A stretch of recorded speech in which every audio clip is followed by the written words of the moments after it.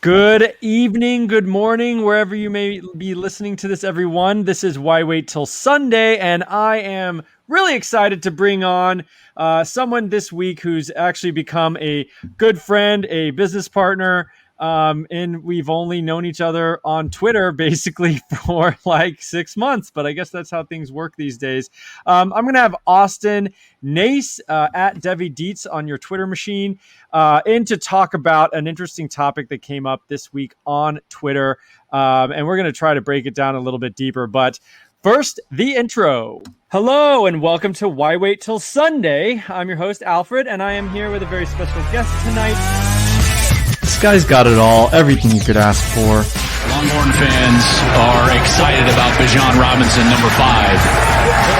This is a guy that comes in as the number 1 running back recruit in the country. Elite. Back to the ground with Robinson, who spins and then tries to bounce it. A stiff arm, another one as he rides it, keeps his balance. They're going to say step down. He's got tremendous upside. By Stevenson, a little bit of pressure as he launches it downfield. Touchdown, Sooners, the breakout freshman, Marvin Mims.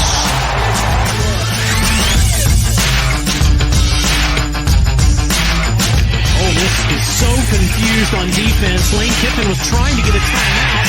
Instead, it's a first down, and it's a touchdown for defense.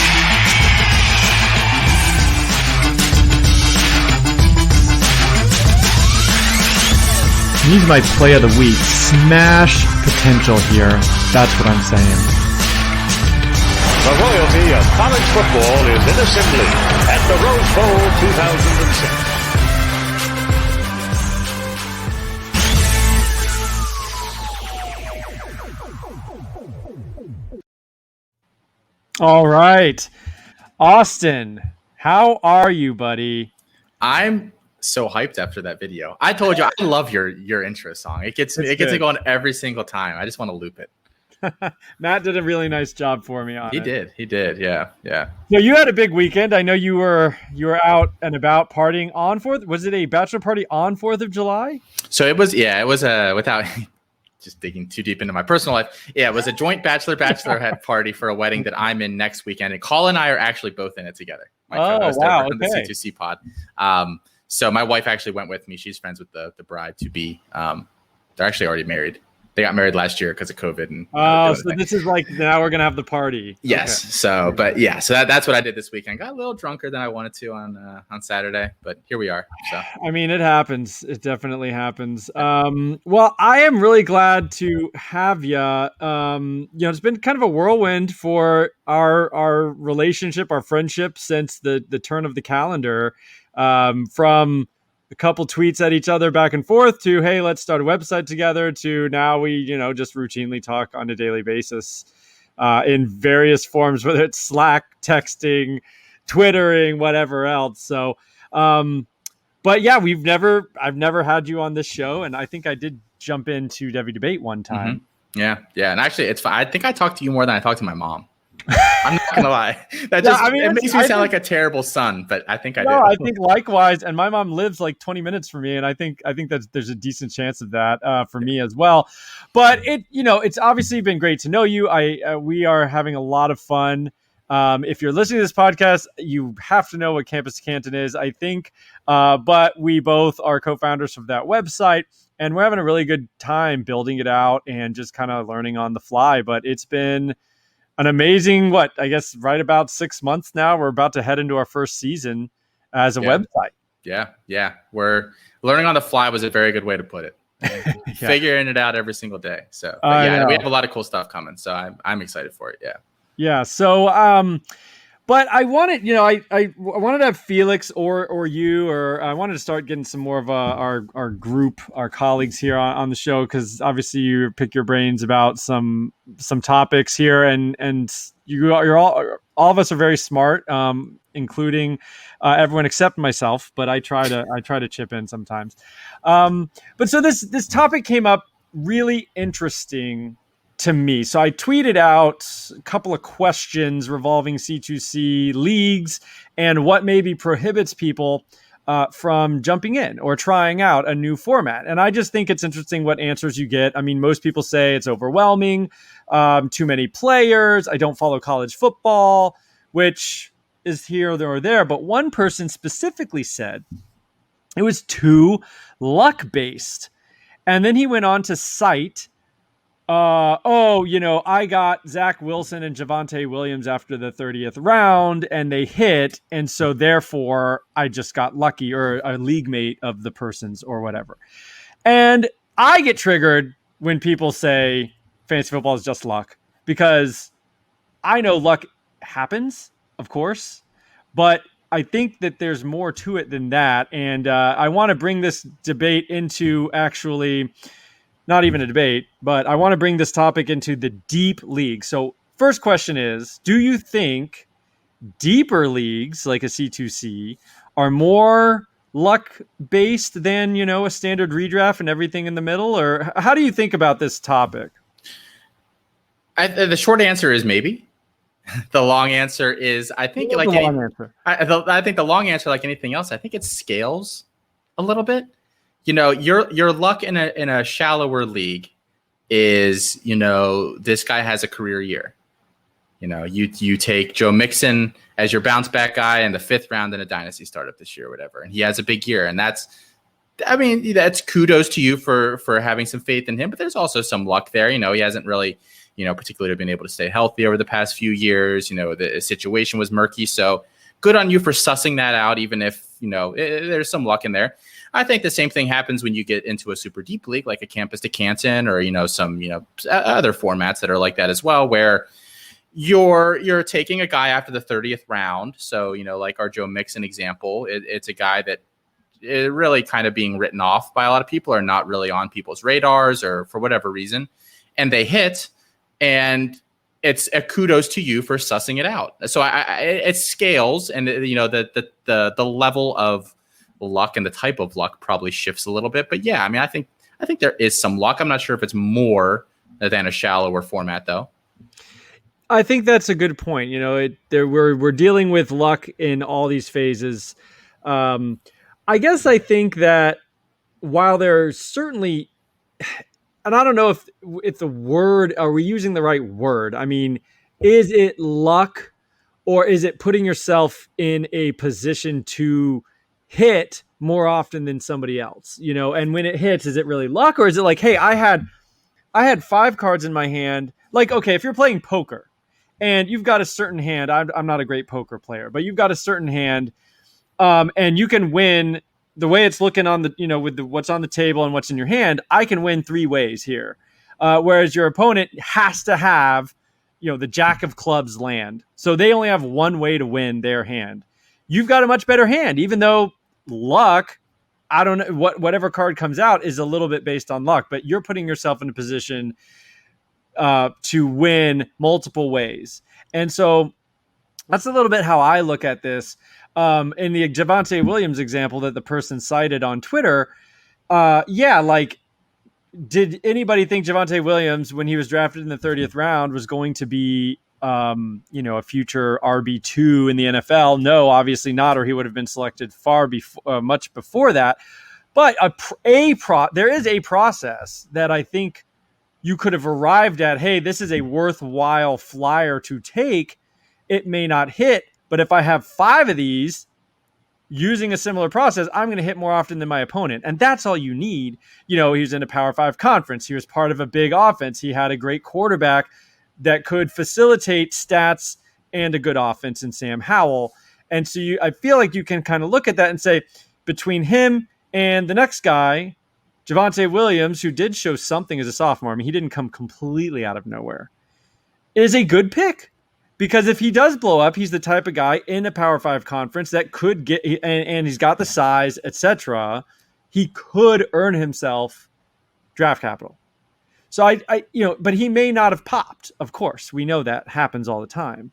But I just think it's not blind luck. Maybe that's the better way to say it. It's not, and it could be. Some people might just be like scrolling down and just picking players. But I think you can put yourself in a position to succeed no matter how deep it is. I agree with that. 100%. And I think there are a lot of like, if that is like, you could write a whole like, like a paper, like a thesis on that, as like your thesis statement is either it's luck based or it's not luck based. And then you can have 12 discussions that branch off of this. I think one of the big discussions you can have is a philosophical one. And it's kind of what I've touched on a few times when people have asked me this question, like, because I've always said, I value winning on the college side of a campus to Canton a good amount.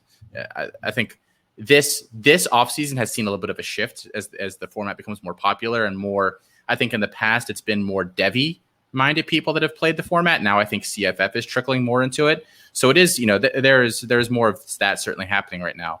But I've always been a fan of winning on the college side and targeting some guys like a Javonte Williams, where you think he's going to produce, but you don't really care about the NFL. Because as we talk about a lot, production begets draft capital and things like that. Not always. I mean, in the Power Five, I would say probably. In the G5, maybe not.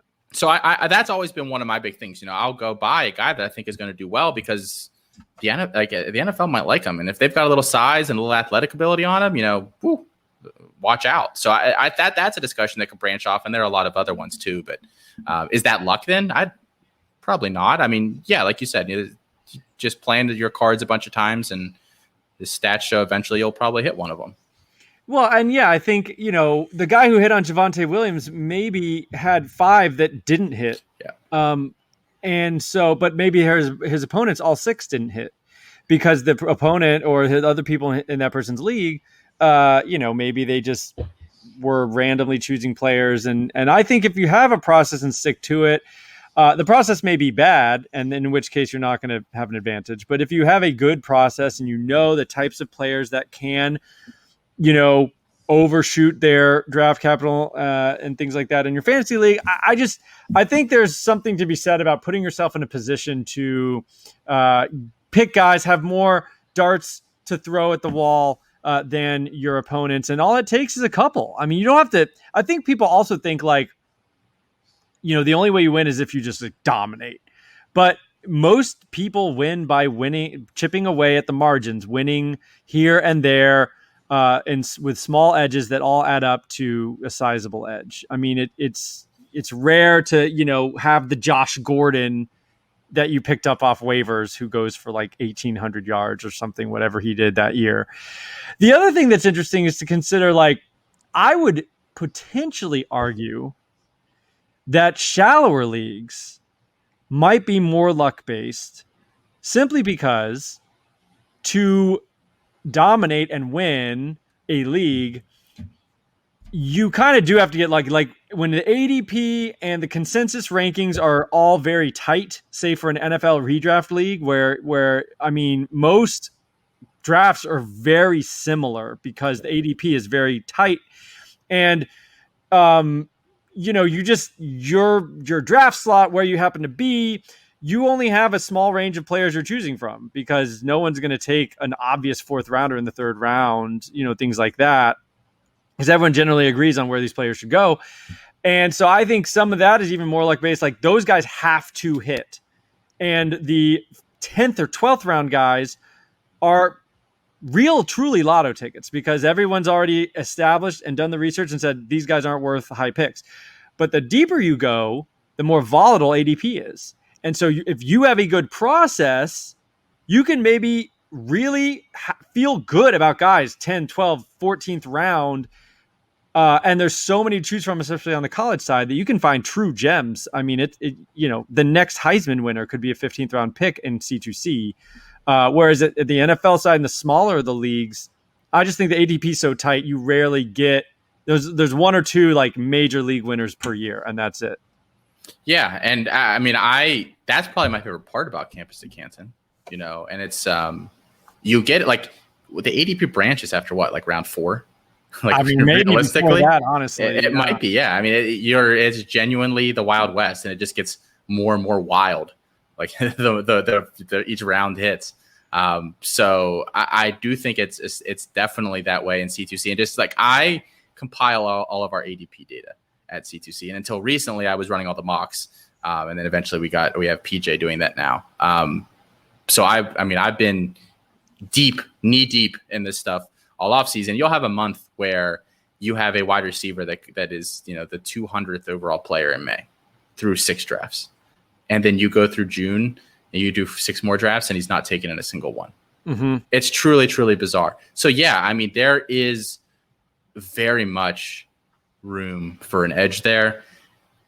We're trying to get as many drafts done as we can to try to tighten that a little bit, but it'll never be like you said, like an NFL, like a redraft where, I don't take a defense or a kicker because I can snag a couple extra lotto tickets because I'm just, shooting into the air. So that, yes, there's an edge there, and I think it's hard to define it, but because it can vary, but there's definitely something there. Yeah, I mean, I just think when everything's so following the consensus, then you just, it's still fun and there's still skill involved for sure. I'm not saying there isn't, but like it's almost like the deeper the league, the more you're rewarded for having a worthwhile system that you pick players by or whatever, more than even in the NFL, because the ADP is so tight that I think, you just have to hit on what your ADP tells you rather than, there's some more wiggle room. Like we said, after the 3rd round in a C2C, you're just flying by who you like, and like maybe a vague idea of if they'll get taken before the next. But like I was in this 16-team massive C2C, and I wanted to take Zay Flowers in like the 4th round, and I was picking, I think at the the beginning of the 4th round or something like that, and had to snake all the way around 16 teams all the way back to me. And I was like, I don't think he'll be there, but like there's a chance because the ADP is so wild. And yeah, he was there. I mean, I don't even know. I could have waited maybe another round. Like it's just wild. That would never happen in an NFL league where a guy is like close to being appropriate ADP in the 4th round and he lasts like 30 picks later. I mean, that doesn't happen. So I just want to. So we have a guy in our Discord that's in a draft right now, and I'm curious on your thoughts on this. Is having a bunch of league mates that are idiots luck? Like, I mean, like does that play into? Or like, because there's a guy in our Discord who's doing a C2C start of 12 teams right now, and he got like Zach Evans in the 5th round, Jahmyr Gibbs late 2nd, Jermaine Burton in the 8th. Like Aguiye Hall in the 10th round. Like this guy. Yes, this guy is just hitting value hard. Like he checks back in like every 3 or 4 days, and he's like, "Am I still doing okay?" We're like, "Yes, you're doing great." I think I actually did see that screenshot, and I was in the middle of a golf game, so I didn't really like. But I think I saw that, and I was like, "What in the world is going on here?" Yeah, I mean, certainly that's, or maybe he's the only subscriber to C2C.com, and that makes him genius. Quick plug, but. Yeah, I mean, certainly, yeah, that's the case. And with trading sometimes, I mean, sometimes you hear about trades that go down in certain leagues and you're just like, what? I need to be in leagues with that player. So you never know. But that's certainly, I think, part of it too, is to be in a league full of bad drafters and bad traders. I was trying to put that delicately, and I think that was like the most delicate I could have put it. Yeah, so. I mean, if Aguiye Hall in a C2C is going in the 10th round, that's absolutely insane. So I wanted to touch also on what are your edges? Like, where do you think you win in these margins that we're talking about? Like, what are those small things that you're picking up along the way that think gives you an edge, even on leagues where you're with me? And do not bring up Tyler Lockett. I would never have even dreamt of bringing up Tyler Lockett tonight. You have very little faith in me. This is my show. You do not bring up his name on my show. Okay, but I'm going to invite you on to my show next week. And that's all we're going to talk about for now. I know. So is that's a fair trade-off. Okay, perfect. Last year, Alfred and I were in a trade in which he sent me Treylon Burks for Tyler Lockett. So and you got a little bonus. There's Burks and Marion Brown. Yeah, Marion Brown, who he could still do something. Yeah, fun times. So edges that I have, I still think CFF coming at C2C from a CFF approach is still not done very often. And I'm not a CFF expert, but my edge is that I know that I'm not a CFF expert. So I defer to the people that are. I'm a member. I feel like at some point they should just pay me for advertising because I talk about them all the time on the C2C pod, and I'm going to talk about them here at the CFF site.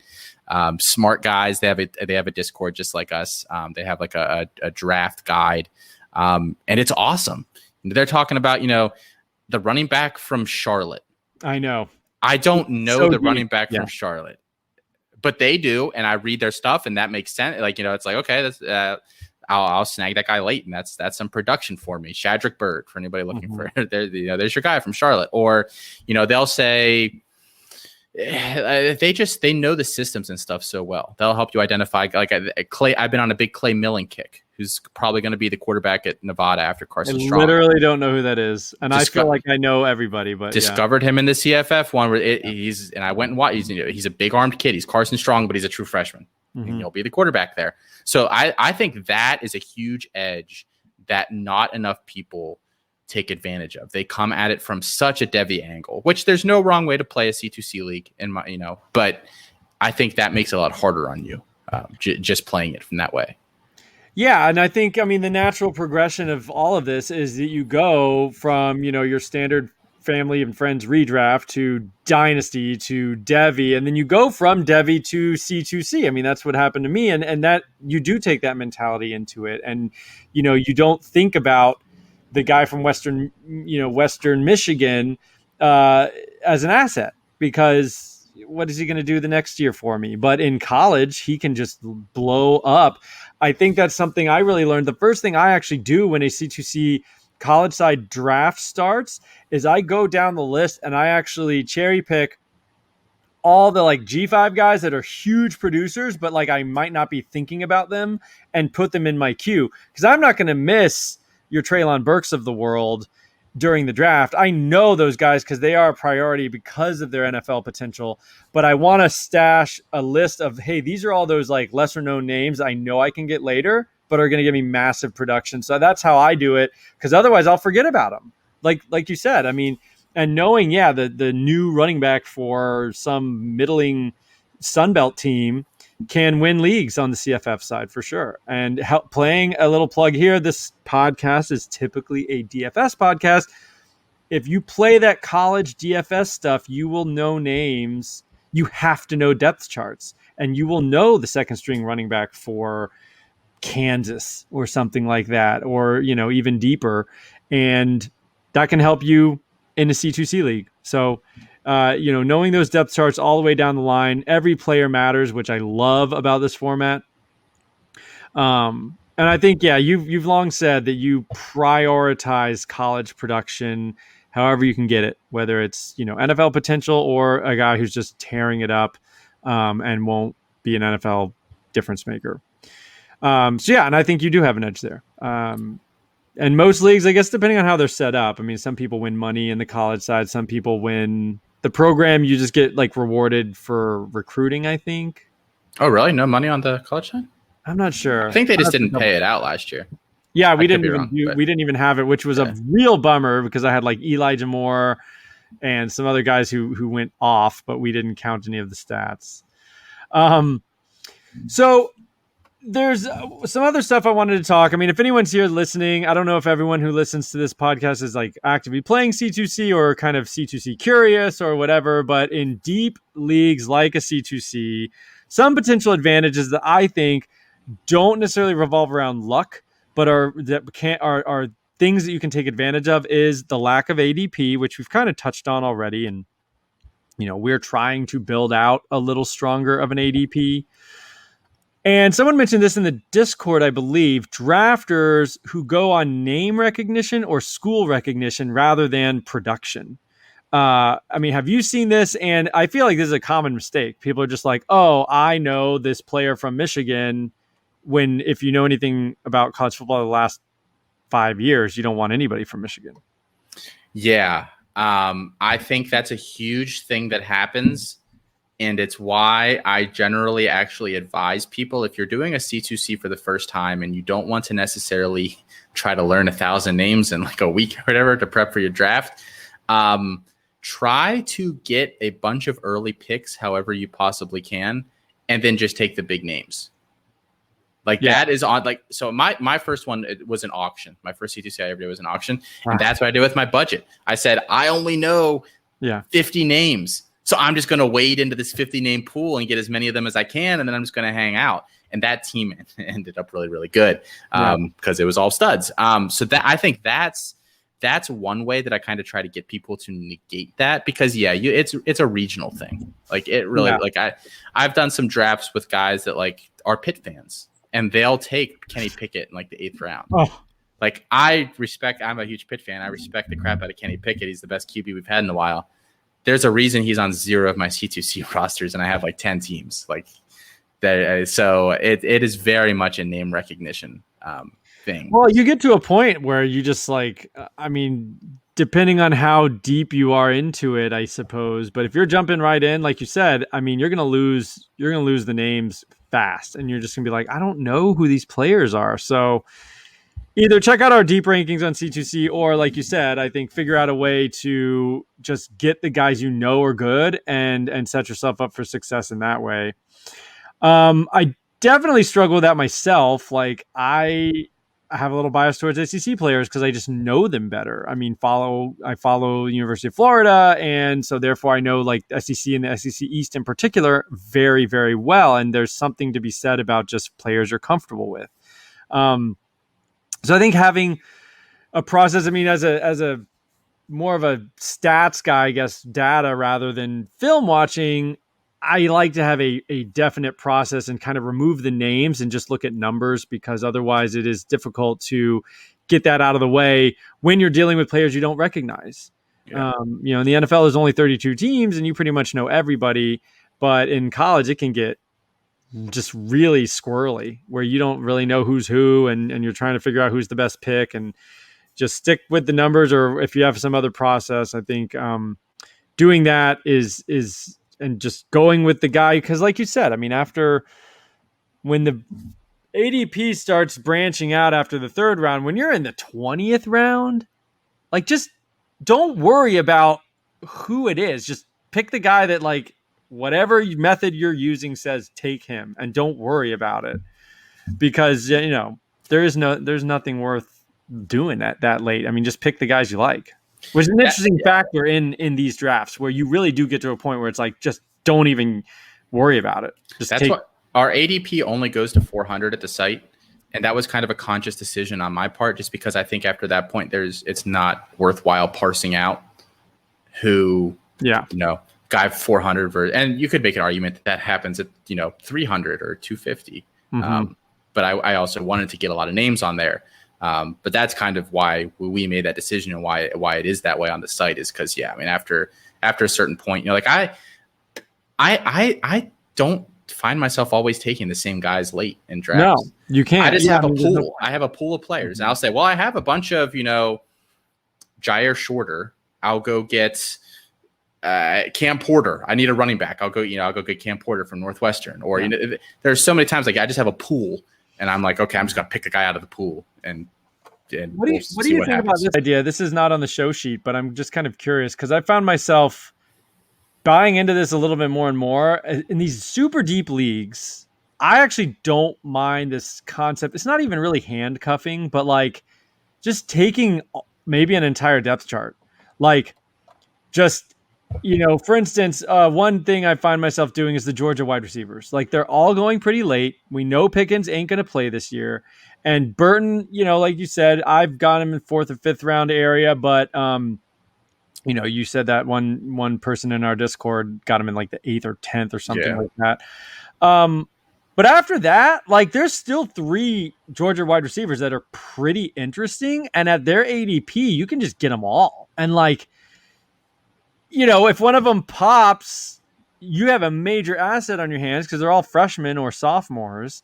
And they're all at Georgia. So you've got like the Power 5, you've got the prestige. If one of them pops, they're going to be, or 2 of them even.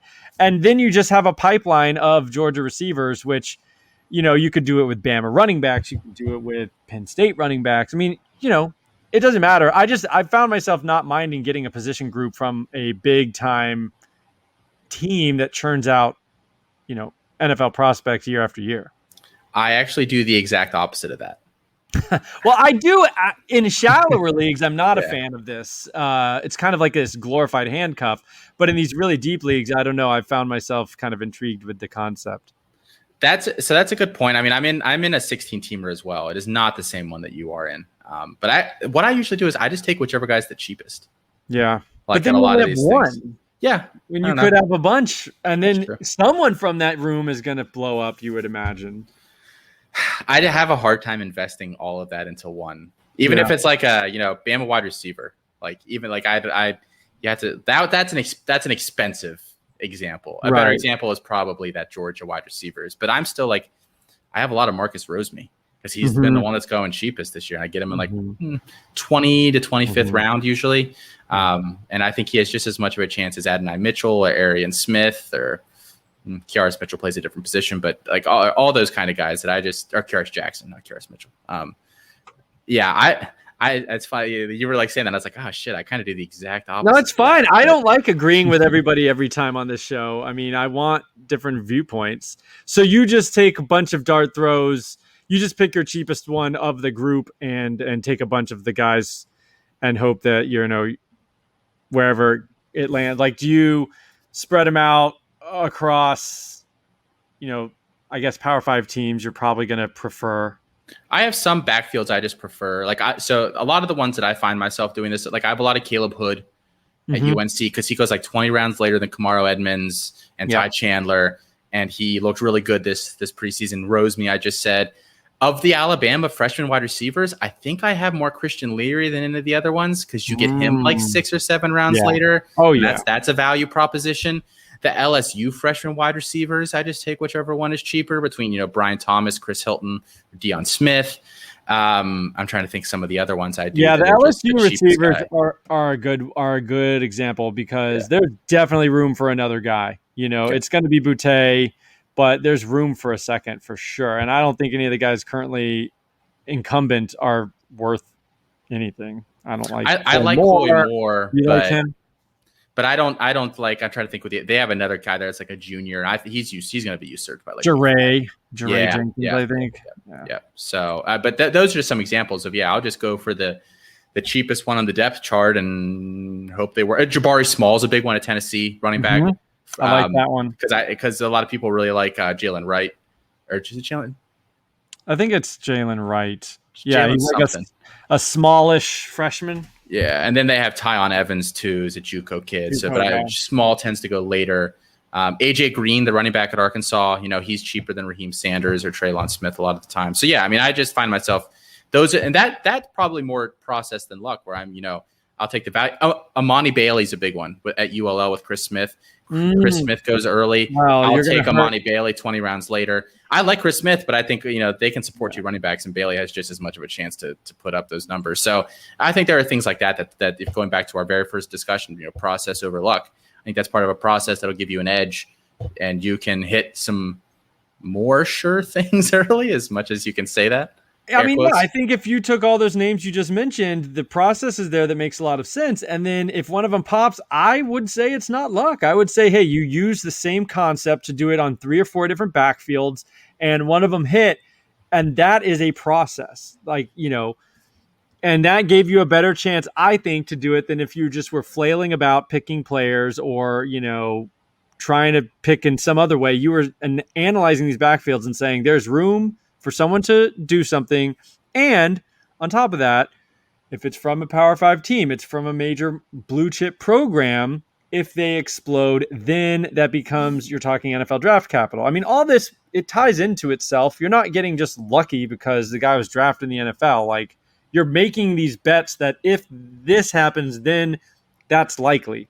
And it's a domino effect. And you're saying, you hope there's only like 2 dominoes instead of like 12. Well, sure. Yeah.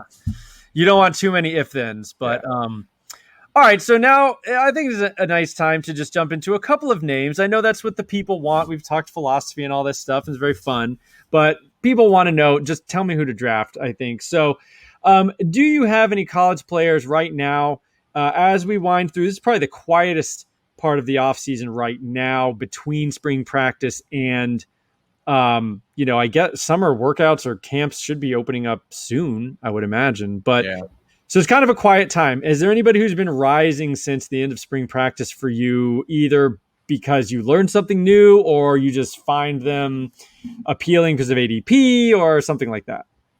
There's a lot of guys like that. So I'm trying not to, just hit people over the head with as many names as possible. Tyler Batty is a really big one for me. And he's like, people are, I think Nate Marquise and Mike Bainbridge have both done threads on him recently on Twitter. So he's becoming more of a name, but it sounds like he's going to be the starter at Mizzou this year. They tend to rely on one back more. Mm-hmm. He's slightly undersized, but not terribly. He's like 5'8", 195. He's been more of their pass catcher. You can get away with that in college. Yeah. But it sounded like he's going to be the guy, and he can catch passes. He doesn't necessarily have to come off the field on third down. He caught 28 balls or something last year, and like 30 the year before that. So it wasn't a 1 year thing. So he's a guy that's I am drafting everywhere now. I mean, he's got to be free, like 40th round. I'm trying.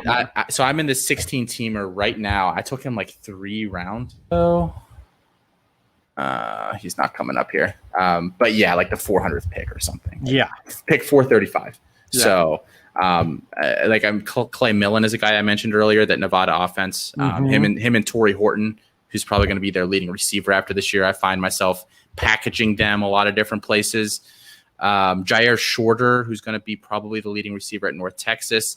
And he's basically discount Jalen Tolbert, which if everyone knows Jalen Tolbert, who's at Southern Alabama, he's just way too big and way too athletic for the corners in that conference. And he's going to put up like 1,500 yards and 18 touchdowns this year. So Darden obviously was the guy last year in Texas, right? Yeah. So was this guy, I actually don't really know the name, so you're going to educate me here. Was he like second in line or last year? They thought he was going to be the guy last year and he got hurt. Oh, so he didn't even play? But the year before that, he put up like 400 yards and 8 touchdowns in his first year. Yeah. Okay. So like he was kind of thought to be the guy because Jordan was the slot guy. He's the boundary guy. He's big. He's athletic. He's just too big for the Sun Belt or whatever conference they're in. So he's a guy that I find myself drafting everywhere. And what's that name? I mean, I need to write it down myself. Jair Shorter, Jaire Shorter. Okay, Jair Shorter. Great. Those are just a few that I find they're just such good value that I can't help myself. Yeah. There's no diversification there. I have them everywhere. So. And then digging even deeper, the one thing about C2C is that we are into the incoming freshman class, like more than most other formats. And so, but then that means we're even interested in the next class because we're already looking ahead. I mean, the program, once that kicks off recruiting, we're going to be basically doing this recruiting process for the 2022 class throughout this year. And so you're furthest along, any of us. I'm starting to get a little database myself. I'm through about 5 running backs and 15 receivers, but I know you're like in the 50s or something of the players you've kind of formally evaluated. So who pops for you in that 2022 class that we can look forward to seeing on Saturdays in 2022? Great class in the money rounds. I feel like I have to, or the money positions. I feel like I have to say that first. Quarterback, running back, which is the opposite of this past year, which was pretty strong at wide receiver, but kind of weaker at those two. So I think it's overall a much stronger class than the 2021 freshmen. Just a couple of names that have kind of jumped out to me. I mean, everyone knows Quinn Ewers, like just, perfect rated kid on the composite. I really like Drew Aller, the kid that's going to Penn State. I think he's right around the 10th rated quarterback in the class, but he's like my QB 3 or 4. He's just so natural at playing the quarterback position. We actually talked a little bit about him on C2C pod, which I recorded literally right before this tonight. It's like, spoiler, you can give me a paintbrush and you can give Michelangelo the same paintbrush. And what he does is just so much more beautiful than I could ever do with that same paintbrush. You give Drew Aller a football and you give a lot of other quarterbacks that same football, and just what he can do throwing off platform, arm slot. He's a big arm cannon, big kid. He's like 6'4", 225. Like it's 24/7 gives the Josh Allen comp. I think that's pretty close. I don't really agree with their comps that often. So he's a guy, unfortunately, is a huge Pitt fan that I'm falling in love with. That's committed to Penn State. Penn State has a great class next year, which really, really hurts. They also have Caden Saunders, who's my wide receiver 1, 2, 3, 4, 5 in this class. He's a slot guy. He's very similar to Parker Washington, but I think a little more dynamic. I really like him. How many names do you want me to give you? I've got a lot of them. Yeah, I mean, we could do maybe like one more and then shut her down. Sure. Running back. My favorite running back in the class is Jadon Blue. He's not the number 1 in the composite. I believe that's Emmanuel Henderson. And everyone's going to talk about Branson Robinson because he has arms that are bigger than my thighs. But I like Blue. The kid is going to Texas. He opted out for his senior year, which is the first time we've ever seen someone do that.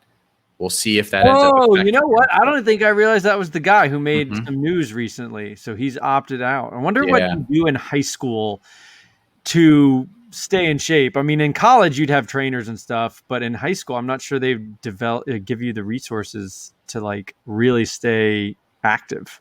I'm not sure how that works either. If they send you a workout plan or if they can kind of, nudge maybe you towards someone. I don't know. Yeah. I mean, I don't know how the new NIL legislation would affect that. I know. That's interesting. Can they find him that's actually really interesting. I don't know. But, that's concerning, I guess, a little bit for a guy in high school. Is he going to have people watching him and, staying on the diet plan, all that sort of thing that he would otherwise? I don't know. Yeah. You bring up Saunders, and like I said, I've done about 15 receivers in this class and kind of refining my process a little bit more this year. But when I put them all together, I think he was top 5 for me as well. I was very impressed with what I saw. So I guess we're seeing the same thing with him. I was like, whoa, this guy's got some juice for sure. Little bit smaller guy. I think he's like 170, and I do think he's like, I agree, kind of more of a slot, but not a boring slot at all. Very dynamic and looks like really fast. In fact, I think he was the one that I was shocked. What I like to do is watch the tape and then go look at 100-meter time. So I'm not like, biased when I'm watching the film. And he was a guy I was like certain had like a 10.5 or better. And I think he had like an 11.3, but I wrote in my notes, like he just one of these like quote unquote plays fast. I mean, he looks so quick and fast, even with long speed. I was shocked. Now, maybe some guys just aren't good on the track or don't have the technique. But I thought that was really interesting because I was surprised he didn't time that well. Who's your favorite guy you've watched so far? So far, it's the dude going to. I hate picking like Ohio State guys because like they have so many receivers, but it's Burton. Yeah. I mean, he's the most well-rounded. He looks really, really, really good to me. Let me pull up my official. It's funny because I've seen people comp him. They say he's like more of the Garrett Wilson guy. I think he reminds me a lot of Olave, but like slightly more athletic. Wow, more athletic Olave. That's impressive. Yeah, I think Garrett Wilson came to mind for me too. So maybe I'm one of these sheep that are just, or it's just so obvious, and I'm just blatant. Well, is he number 5 though? I think he might be number 5, and I'm like thinking Ohio State number 5, and it's just like creeping into my subconscious. Anyway, I'm pretty sure he was my number 1. I can't find my spreadsheet right now, so I'm not going to bore everybody clicking around. But yeah, he was my number 1 by a little decent margin. I'm developing a point system this year. You know me, I have to have data. So even the subjective film watching, I'm turning into data by grading different categories and trying to be consistent there and seeing who just comes out with the most points. So I haven't been giving numbers quite yet because I want to see senior tape from a lot of these guys still. Oh, okay. So that's why I've been holding off a little bit because I won't be able to go back through all of them. But I'll be able to go back to the ones that I think are worthwhile. Yeah. So, well, I actually will put down my first impression numbers, and then I will go try to watch again and maybe a third time and like see if those numbers change. As you watch more players, you kind of go back to the other guy and go, "Oh no, that was special," because I haven't seen that type of movement again, for the rest of the class. So you kind of it maybe can change a little bit there. And speaking of that, just so I figure, so this will be a race after the show because I also mentioned this. I found a tier 1 receiver finally this year. Yeah, I did. Do you want me to tell you who it is right now? Yeah, let's break it right here. And if I said it on our show tonight too, so you're gonna have to race to get yours out before mine gets out. Mine won't come out till it'll come out tomorrow morning. So Talon Shetron, who's a guy that I did that exact same thing with. I watched him once and then came back and watched him again a lot later. The dude going to Oklahoma State? Yeah, he just flipped from Oklahoma back to Oklahoma State. Yeah. Okay. Yeah. 6'3", 185. Big old ass. He is your only tier 1 guy, huh? Only one. Yes. I'm gonna have to go look again because he did not he didn't do it for me. British Kev. I feel like I just have to keep calling him that, even though his last name. Yeah. He's been in my ear for weeks. I mean, he's a very active member of our Discord. So yeah, I don't think I was too impressed with his like overall athleticism, maybe, but I'll have to go take another look. And one guy in the Discord, just shout out to, if you're not in the Discord and listening to this, if you enjoy this podcast and you are not in our C2C Discord, like, I don't know what you're doing with your life. But another guy that I was put onto is Adam Randall. I really like him going to Clemson. I need to watch his film again, but I'm excited to watch him again. He's buried like 25th receiver or something on 24/7, but the first time I looked at his tape, I was very impressed. I'm excited to go back again after I've seen some of the top guys and see if it's still as impressive to me after watching some of the other guys. Yeah, I wonder if there's level of competition concerns there, because I think he's Myrtle Beach, South Carolina. Yes. I don't know how good the football is around Myrtle Beach. I don't think it's great, but I don't know how to weight that. I'm still trying to learn. Like, when you see them move in a certain way, that is kind of independent. I mean, you see the flexibility and things like that. But I mean, posting up, I'm looking for movement. If they just post up some 5.5 DB, that's competition. But if you're moving in space really fluidly, I don't know. I try not to discount it too much, because they'll still move that way against Power 5 competition. Well, there's your edge. If you ever figure that out, there's your process. There's your edge, and we bring the whole thing full circle to wrap it up. Yeah, we're all trying to figure out that edge. Well, dude, thanks a lot. I mean, I would say you can promote yourself, but we're both promoting the same thing. Although, if you haven't listened already, Austin and his lifelong friend Colin do a couple of podcasts a week. Actually, the kind of the C2C flagship show. Campus Life, and then a Canton Bound. So they tackle both sides of the aisle there. And I think when do they come out? Tuesdays and Thursdays, or Tuesdays and Fridays? Thursdays or Fridays. Yeah. So we just recorded the one. It'll come out here Tuesday, and then we're both in this wedding, so it might come out a little earlier this week, the other one. But gotcha. Yeah. Okay, so if you're not listening to that, definitely do it. They cover both sides of the C2C world. But otherwise, look for all of our stuff at Campus to Canton, and thanks for coming on, man. Yeah, thanks for having me. This was a lot of fun. All right, well, it's time for me to get some sleep, and you probably just sleep off that hangover. It's about time. Yeah. All right, we'll see y'all later.